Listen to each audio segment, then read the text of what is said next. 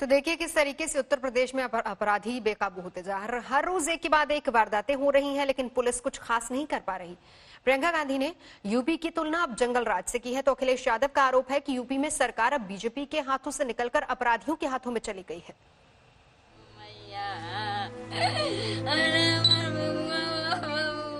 गोरखपुर में एक परिवार के आंसू नहीं थम रहे, तो इधर कानपुर में एक महीने से एक परिवार खून के आंसू रो रहा है। यूपी के जंगल राज में इन दोनों परिवारों के चिराग बुझ गए हैं। यूपी पुलिस की साख को बट्टा यूं ही नहीं लगा, उसके कारनामे ही कुछ ऐसे हैं। बिकरू कांड के भी बाद कानपुर की पुलिस सोती रही।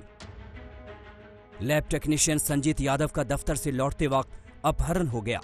यूपी पुलिस का निकम्मापन देखिए कि घरवालों से फिरौती की रकम भी फेंकवा दी और न संजीत को बरामद कर पाई और न ही वक्त पर अपहरणकर्ताओं को।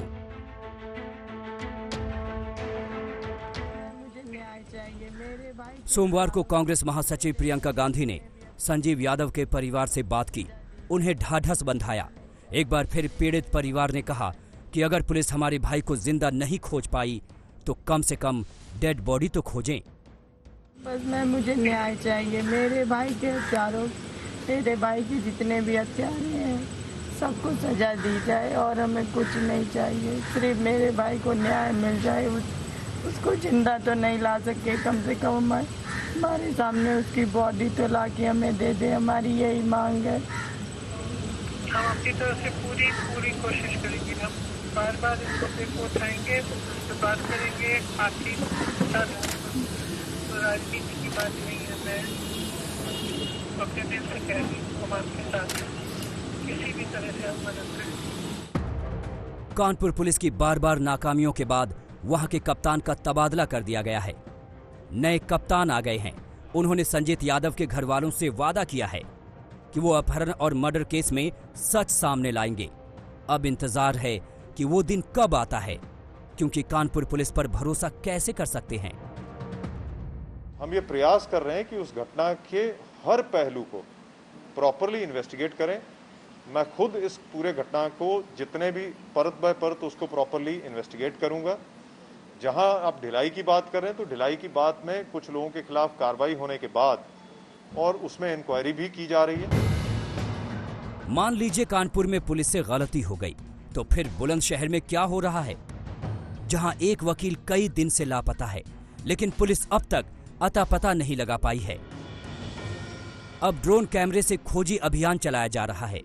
बस पुलिस के पास एक ही जवाब है, जल्द ही खुलासा कर दिया जाएगा।